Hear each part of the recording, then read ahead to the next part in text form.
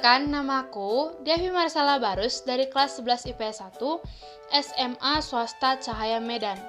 Di video ini saya ingin menjelaskan tentang tugas geografi, yaitu mengenai unsur kebudayaan yang ada di daerah kita, yaitu Indonesia.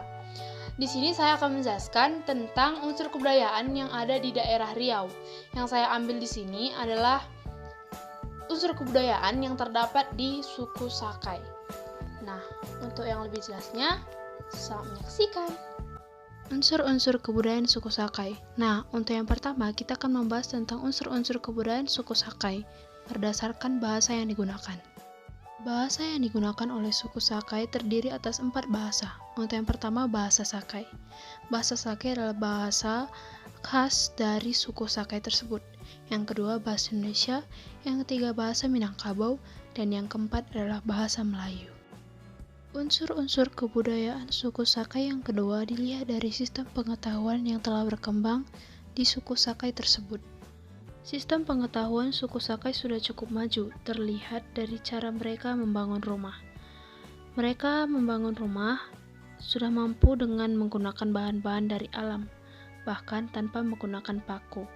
Unsur-unsur kebudayaan yang ketiga dilihat dari sistem organisasi kemasyarakatan yang berkembang di suku Sakai tersebut. Sistem organisasi kemasyarakatan yang terdapat di suku Sakai adalah perbatinan.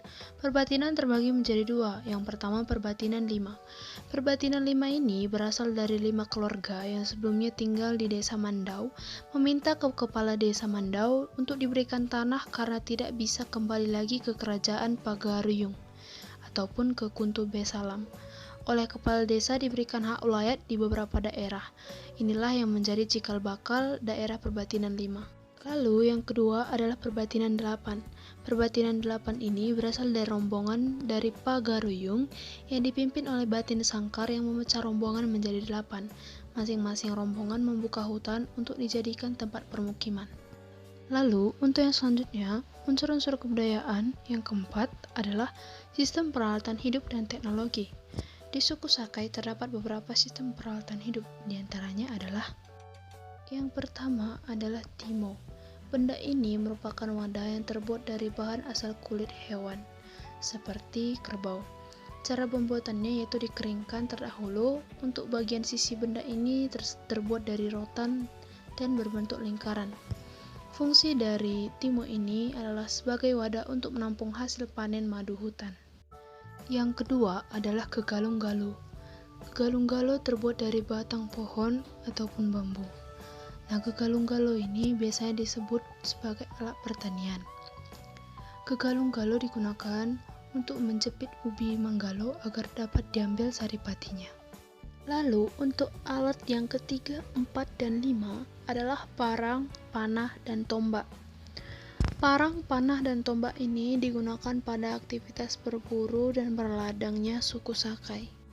Lalu, untuk unsur kebudayaan yang kelima adalah sistem mata pencarian hidup dan sistem ekonomi.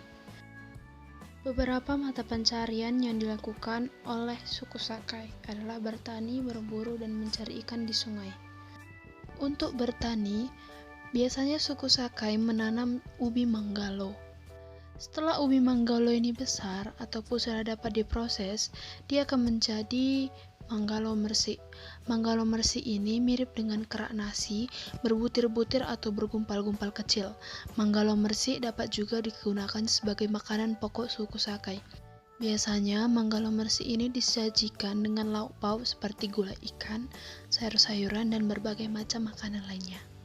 Pengertian berburu oleh suku Sakai bukanlah kegiatan yang membunuh hewan, tetapi mereka melakukan dengan menjerat alat buruan mereka, yaitu konjou. Konjou adalah tombak yang terbuat dari besi yang dipanaskan. Konjou ini dibekali oleh mantra-mantra hewan. Hewan yang mereka sering buru adalah kera, babi hutan, kijang, dan kancil. Hasil tangkapan buruan ini mereka gunakan untuk kebutuhan hidup sehari-hari. Biasanya mereka dijadikan sebagai lauk pauk. Tidak hanya berburu, orang Sakai sangat terkenal dengan mencari ikan. Cara yang mereka lakukan adalah dengan menggail, serta mereka juga senang menangkap udang dengan menggunakan tangguk. Suku Sakai mengenal lebih dari 30 jenis ikan.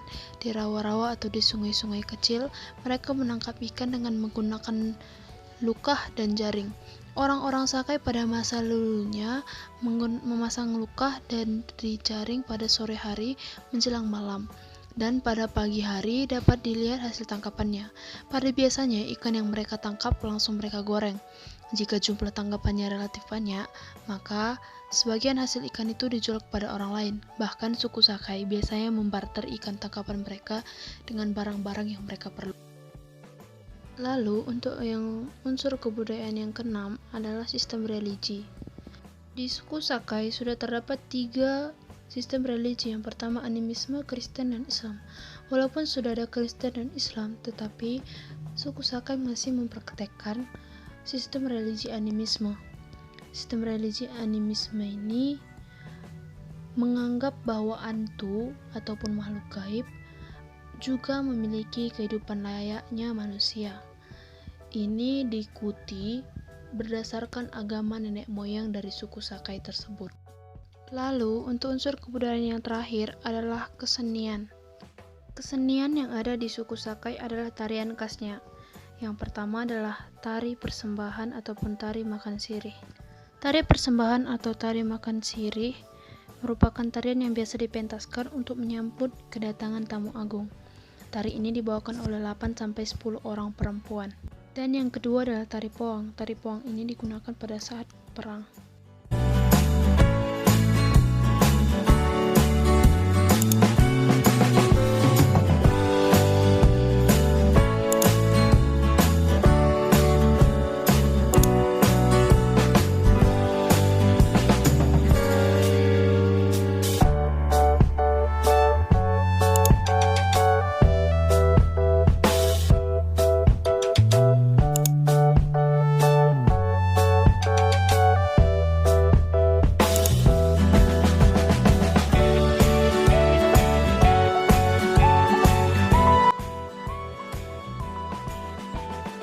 Sekian penjelasan saya mengenai unsur kebudayaan yang terdapat di suku Sakai.